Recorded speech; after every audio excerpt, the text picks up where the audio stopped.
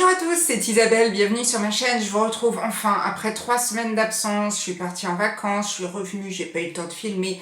Enfin bref, je me pose aujourd'hui pour faire un bilan sur le challenge Paye ton slip. Le but du challenge, je vous le rappelle, c'était de lire un minimum de livres en fonction de la taille de slip qu'on avait choisi. J'avais choisi la taille L, donc je devais lire entre juillet et août au minimum 20 livres et j'ai surfé en me disant jamais j'y arriverai puisque je suis partie en vacances. Le 15 août, j'avais amené 3 livres en sachant que je n'en avais plus que 2 à lire. Donc je me suis dit cool, en 2 livres, en 2 semaines de vacances, ça va être nickel. Et je revenais le 30 août, donc après il me restait plus que le 31 août. Je me doutais que ça allait être un petit peu difficile. Sauf que je n'ai même pas lu un livre pendant mes vacances.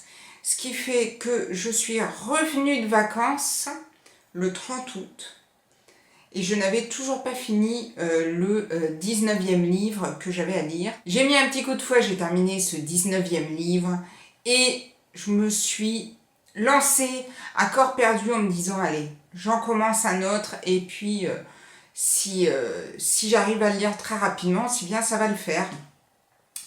La réponse en fin de vidéo. Pour l'instant, je vais vous parler des livres que j'ai lus, donc les 2 livres que j'ai réussi à lire avant de partir en vacances. Et je vous laissais dans la dernière vidéo avec le livre de David Zaoui, Le financier en chef. J'ai eu envie de lire ce livre suite à une chronique de Gérard Collard. Je ne sais pas si vous regardez ces vidéos sur YouTube, mais moi j'adore regarder cette émission.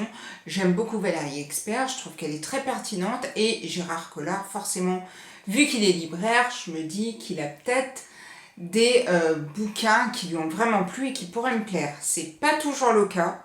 Et je me rappelle très bien avoir lu certains des livres que lui avait adorés et moi j'ai pas du tout aimé. Donc je me suis lancée dans le financier en chef sans vraiment trop savoir de quoi ça parlait. Il en avait parlé en disant que ça lui avait beaucoup plu. Du coup, j'avais avancé la vidéo pour pas savoir de quoi ça parlait. Et on est dans ce livre avec Jackson Zerbib. Et ce jeune garçon aime faire des vidéos, faire des films, des courts-métrages et tout. Il vit en banlieue et son rêve c'est de devenir un peu le Spielberg de la banlieue, sauf que forcément Jackson Zerbib, il va un petit peu beaucoup galérer et il va devoir se résoudre à chercher un autre boulot parce que c'est pas le cinéma qui va lui permettre de vivre. Et il va donc, sur le conseil de son père, rédiger un CV, mais un CV un petit peu amélioré. Si vous voyez ce que je veux dire, c'est-à-dire que le CV, c'est pas du tout les études et les passions de Jackson Zerbib. Sauf que Jackson Zerbib va être embauché avec ce CV-là dans une entreprise où il va devenir comptable, financier et tout. Et vous dites bien que forcément, il va un petit peu galérer Jackson, mais il va réussir à s'en sortir. Je ne vais pas vous dire comment.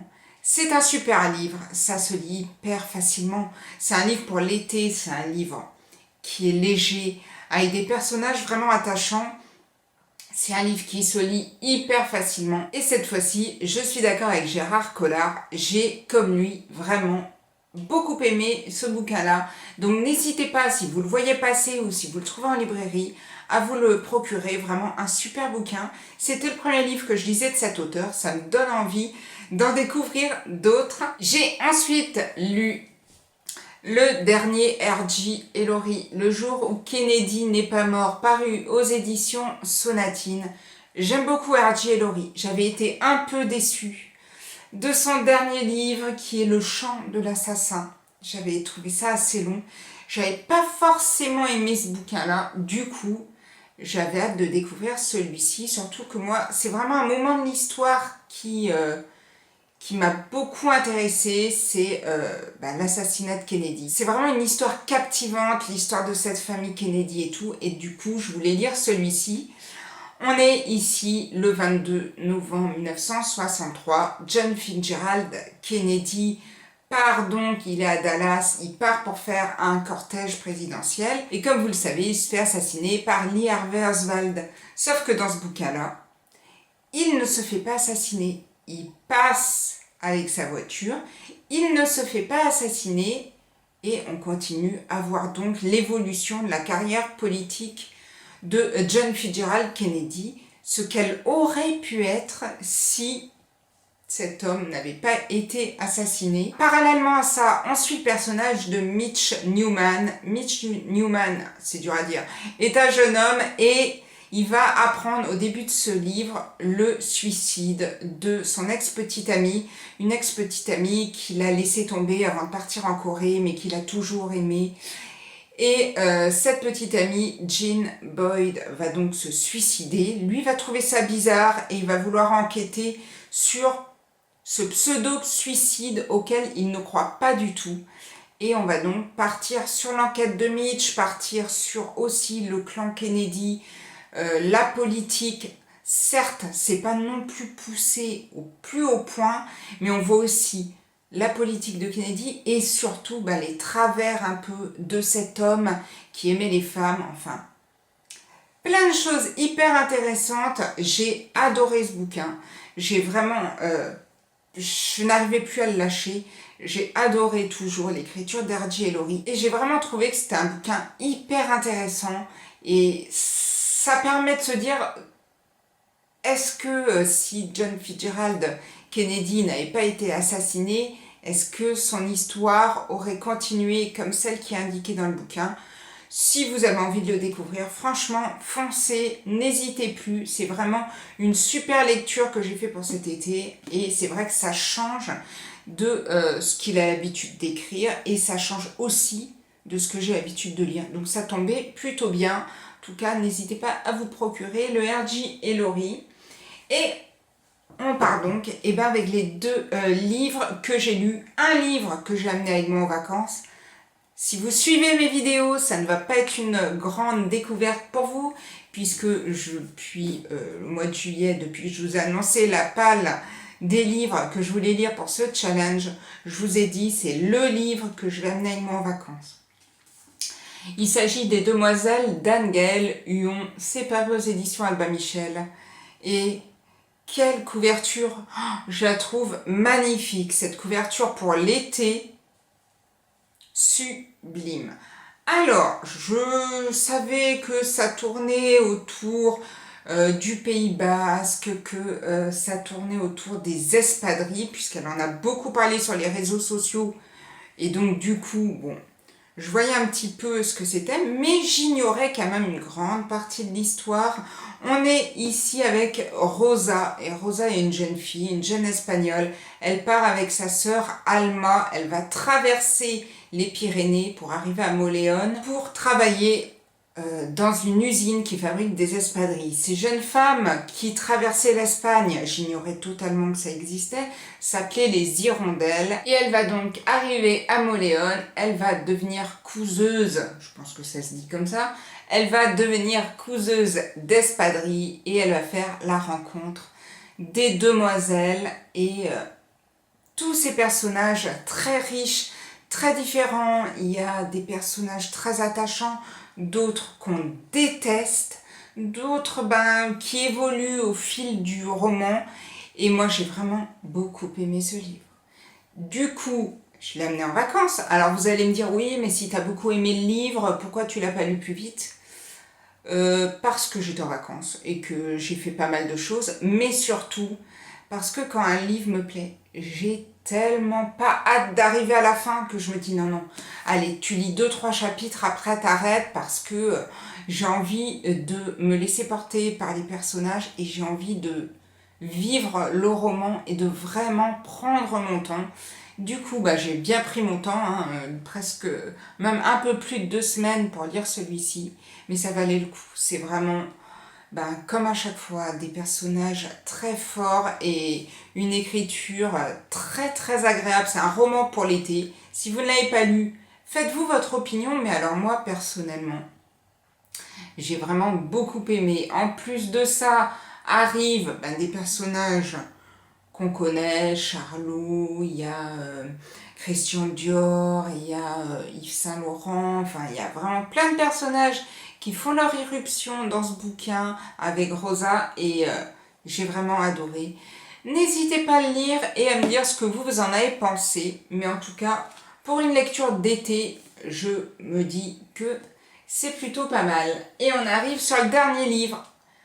Ai-je réussi le challenge ou pas? J'ai décidé le 31 août, après avoir terminé de lire le livre d'Anne Gallon, de rester un petit peu en vacances, puisque je suis allée en vacances en Bretagne, dans le Finistère Nord, à 30 km de Brest, et que j'avais Puzzle de Brest dans ma palle, qui avait le château, et que ça me donnait envie. Du coup, je me suis dit, allez, tu reviens de vacances en Bretagne, vas-y, fonce et lis ce bouquin-là. C'est un livre qui a été écrit par Yann Lorest et Pascal Tamalet et c'est paru chez Calman Levy. C'est dans leur collection Territoire. Et donc je commence ce livre. On est à Brest, à Océanopolis, qui est donc le grand parc marin qu'il y a sur Brest. Et on va retrouver, il y a une école qui est en visite et pendant la visite de cette école, il y a des enfants avec leur accompagnateur qui vont découvrir dans un aquarium des doigts. Et donc on va partir dans une enquête. Donc jusque-là, le départ, malgré une écriture auquel j'adhérais pas vraiment, je me dis, oh bah ça va être marrant, ça va être un livre un peu policier mais un peu humoristique. Et ça n'a pas duré longtemps cet enthousiasme parce que j'ai pas du tout aimé le roman. Mais alors pas du tout, pour deux raisons. La première raison, c'est, comme je vous disais, l'écriture. J'ai pas adhéré à l'écriture. J'ai trouvé ça un petit peu trop, vas-y, je te raconte mon histoire. Et surtout, bon, je suis bretonne, donc j'ai réussi à comprendre plusieurs choses. Mais je vais te mettre tous les mots un petit peu bretonnants qu'on peut foutre dans un roman. Donc on se retrouve à lire des trucs. Et si on n'est pas de Brest ou si on n'est pas du Finistère Nord et qu'on n'a pas un minimum de culture bretonnante ou d'habitude dans la façon de parler, on se dit what, comme dirait ma fille, parce que voilà, je sais. Alors maintenant, j'ai pas gardé les endroits où justement il parle de ça, mais je pense qu'une personne hors contexte Finistère Nord aura du mal à comprendre certaines allusions. Donc passons ça, moi je les ai compris les allusions. Malgré le fait que j'ai pas accroché à l'écriture, il y a un autre truc, mais qui m'a gênée, et c'est vraiment ce qui m'a le plus gênée, c'est les personnages. Alors là, je pense qu'il m'aurait fallu un carnet, mais de 96 pages, quoi, parce que je ne comprenais rien. 100 millions de personnages qui arrivent, et vas-y, et je te rajoute un, et 2 pages après un autre, et encore un autre, et puis un autre qui arrive, et puis un autre, et puis j'en pouvais plus. C'est-à-dire qu'au bout d'un moment, je ne savais même plus où j'en étais dans les personnages, qui était qui faisait quoi, terrible. Alors, je pense qu'on a eu tout le commissariat de police, hein, parce que je vous dis, on a au moins entre 20 et 30 personnages qui arrivent comme ça, petit à petit, de la police, et on se dit, mais il n'y a pas besoin de mettre tout ça, quoi. Je veux dire, au bout d'un moment... Et donc, moi, j'ai pas aimé. J'ai pas du tout accroché. Je suis déçue. Parce que forcément, un livre qui parle de la Bretagne, j'en attends toujours des tonnes. Et là, ça ne l'a pas fait. Le seul point positif, c'est que je l'ai fini le 31 août. Donc, j'ai réussi le challenge sur le fil. C'est le seul avantage que j'ai trouvé à ce livre. C'est que vu que il se lisait quand même assez facilement, et qu'au bout d'un moment, j'ai quand même un peu lâché prise sur tous ces personnages et que j'en avais juste repéré quelques-uns, j'ai lu assez rapidement le livre. Bon, ça, pour moi, ça ne restera pas une lecture. Je ne sais même pas si ça n'arrivera pas dans mes pires lectures de l'année. Je m'excuse d'avance, mais bon, il y a des livres comme ça auxquels on n'adhère pas. Et ce livre, je l'avais vu sur la chaîne de la lectrice dyslexique. Et je crois qu'elle avait moyennement accroché aussi. Elle avait trouvé ça un petit peu long. Mais moi, elle m'avait donné envie puisque ça se passe en Bretagne. Je voulais le lire.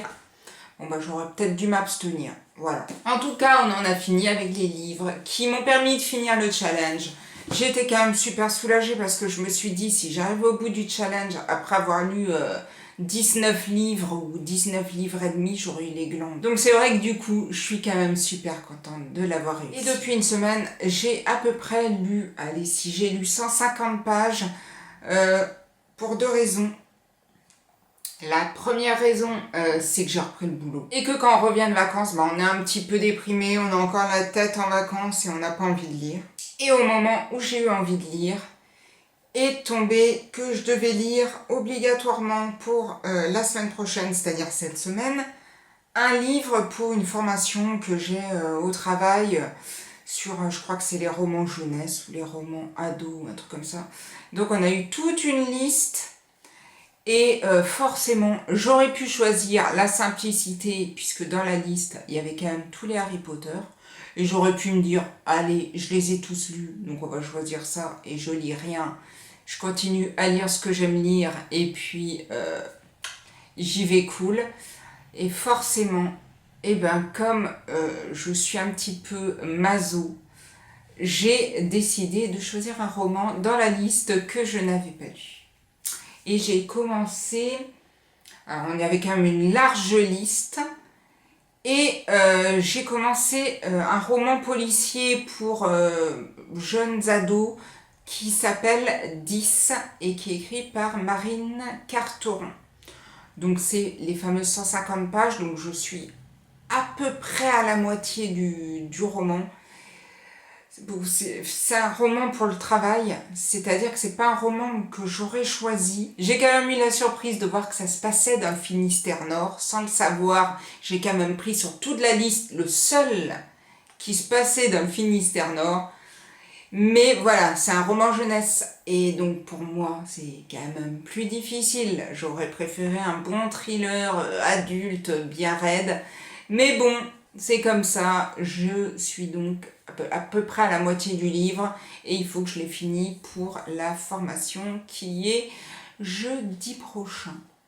Donc ça devrait le faire, hein. Franchement, je pense que si je m'y mets, on est dimanche aujourd'hui, si je m'y mets cet après-midi et demain je suis de repos, c'est bon, je l'ai fini. Et au pire, au travail, comme c'est quand même aussi un livre que j'ai à lire pour le travail, je le terminerai peut-être mardi ou mercredi, et puis comme ça je serai au taquet. En tout cas, voilà où j'en suis pour le moment.